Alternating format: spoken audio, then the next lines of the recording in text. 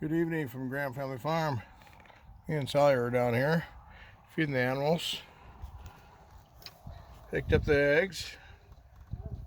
9 from today, and there was 10 from yesterday. And got the pigs fed. They like that grain. Anyway, it was a nice day today. Might do a little tractor work before the sun goes down. Thanks for watching. Have a great day. It's amazing, the zucchini is still growing. I think that's what this is.